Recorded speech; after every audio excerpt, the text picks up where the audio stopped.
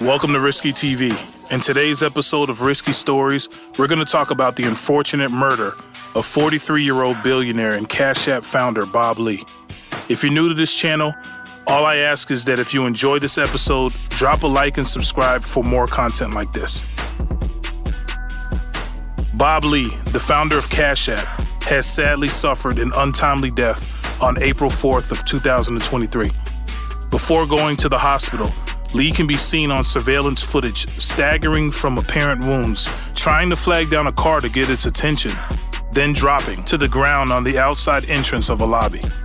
Just 1 week after Lee was brutally stabbed, the San Francisco Police Department announced 38-year-old Nima Momani as the prime suspect in the murder of Lee. Investigators would determine that an argument between Lee and Momani that occurred at 2:30 a.m. would be the motive for Momani killing Lee. On the morning of April 4th, 2023, the San Francisco Police Department was assigned to a case involving a stabbing of a man on the 300 block of Main Street in San Francisco's Rincon Hill neighborhood. The victim, Bob Lee, would unfortunately later succumb to his wounds in a local San Francisco hospital. Surveillance footage captures Bob Lee with a man named Nima Momani, a 38-year-old alleged IT expert and entrepreneur. The footage shows that in the early morning hours of April 4th, Momani drove Lee to a dark, unspecified area of San Francisco, which prosecutors state was in the aftermath of an argument. According to a witness, Bob Lee and Nima Momani were allegedly seen arguing about Momani's sister.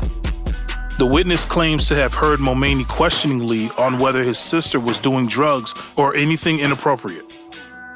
According to the witness, it appeared that Lee had to reassure Momani that nothing inappropriate happened with his sister. In addition to the witness's statement, Momani's sister, whose name is Kazar, gave investigators permission to view her phone, which revealed that Kazar sent a text message to Lee, which showed that she was aware of the argument, and apparently just how angry Momani was. In the text message, Kazar says, "Just wanted to make sure you're doing okay. I know Nima came way down hard on you, and thank you for being such a classy man, handling it with class." Giving citation to the surveillance footage, prosecutors state that Lee and Momani were seen standing on the sidewalk for about 5 minutes before Momani appeared to suddenly move towards Lee. Shortly after, both men separated and left the area. Momani is seen on camera leaving the area in high speed, whereas Lee can be seen staggering and stumbling away until eventually collapsing.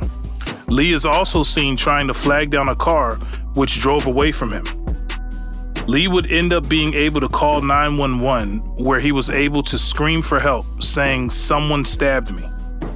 When the ambulance arrived, Lee was able to get up and walk towards the paramedics. Near the crime scene, investigators found a bloody 4-inch kitchen knife, which appeared to be owned by Nima Momani. Bob Lee, who was later pronounced dead at the hospital, had been confirmed by medical examiners to have died from multiple stab wounds, 2 in his chest and 1 in his hip. One of the chest stabbings showed that the knife penetrated his heart, according to documents.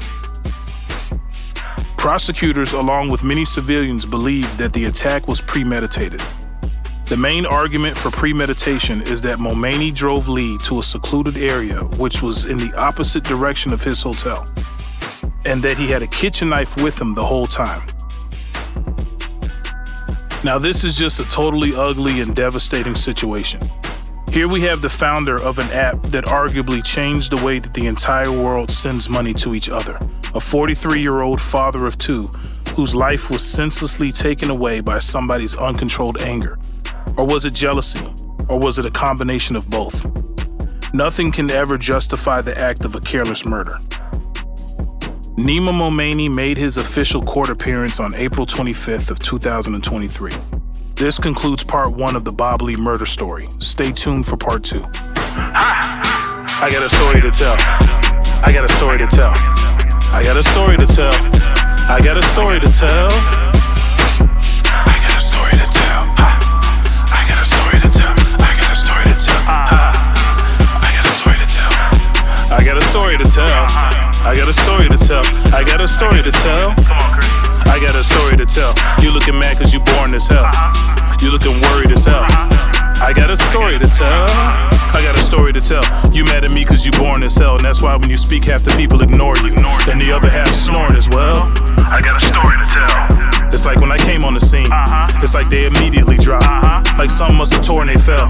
Now watch me tie that in with them being on tour and they fell. Come on, Chris. Or like they tours in the fall time. So it all makes sense and then they story they fell. Come on, Chris. Or watch as I meticulously make them get even more stuff. Like the tours in the fall time, and they all fell off of the tour bus. You get it? But the crazy part is they did fall out before they got on the tour bus. Okay. And as the story goes, they had a falling out when they got on the tour bus. Okay. So as they was all getting ready to all load up and get off of that tour bus, What happened? they done fell out again. And it was then that they all fell as they was all walking up off of that big, tall tour bus. I got a story to tell.